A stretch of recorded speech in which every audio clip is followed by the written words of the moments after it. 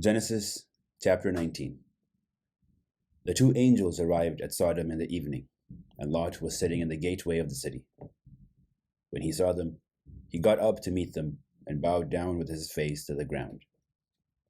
"My lords," he said, "please turn aside to your servant's house. You can wash your feet and spend the night, and then go on your way early in the morning." "No," they answered, "we will spend the night in the square." But he insisted so strongly that they did go with him and entered his house. He prepared a meal for them, baking bread without yeast, and they ate. Before they had gone to bed, all the men from every part of the city of Sodom, both young and old, surrounded the house. They called to Lot, "Where are the men who came to you tonight?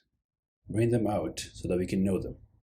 Lot went outside to meet them and shut the door behind him and said, "No, my friends, don't do this wicked thing.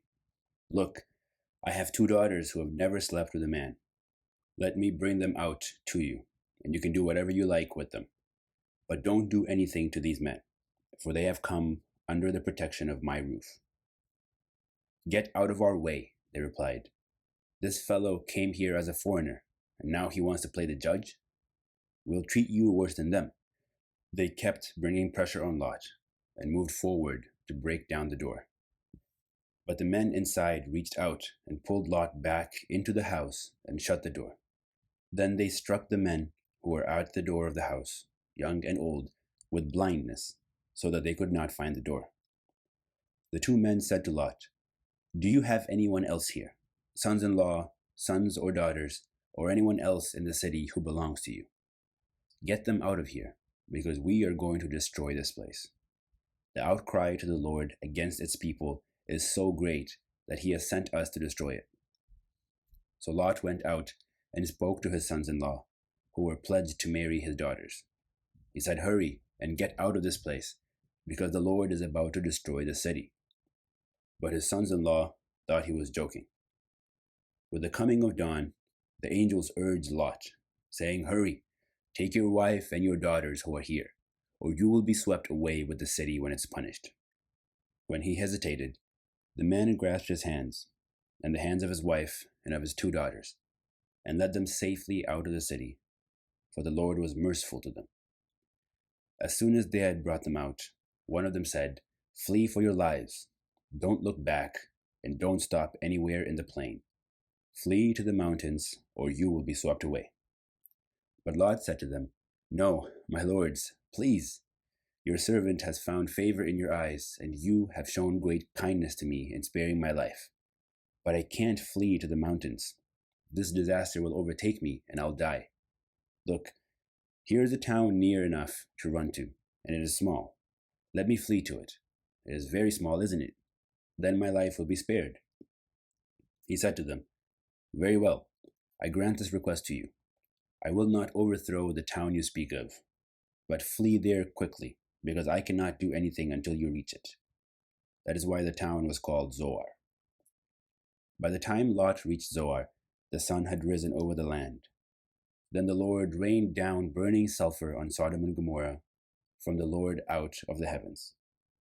Thus he overthrew those cities and the entire plain, destroying all those living in the cities, and also the vegetation in the land. But Lot's wife looked back, and she became a pillar of salt. Early the next morning, Abraham got up and returned to the place where he had stood before the Lord.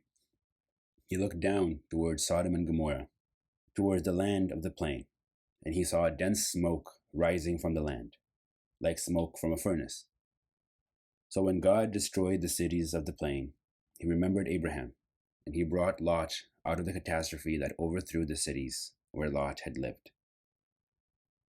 Lot and his two daughters left Zoar and settled in the mountains, for he was afraid to stay in Zoar.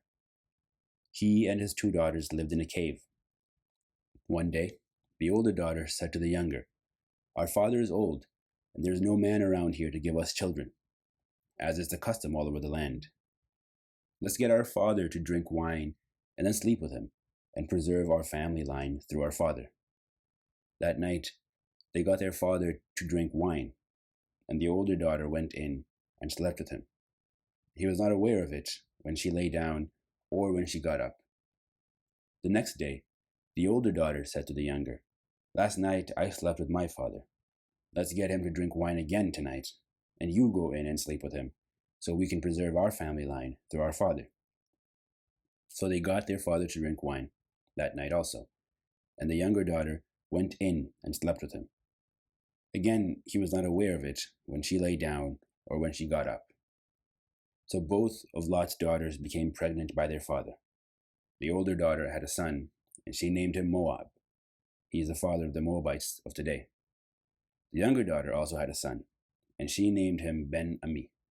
He is the father of the Ammonites of today.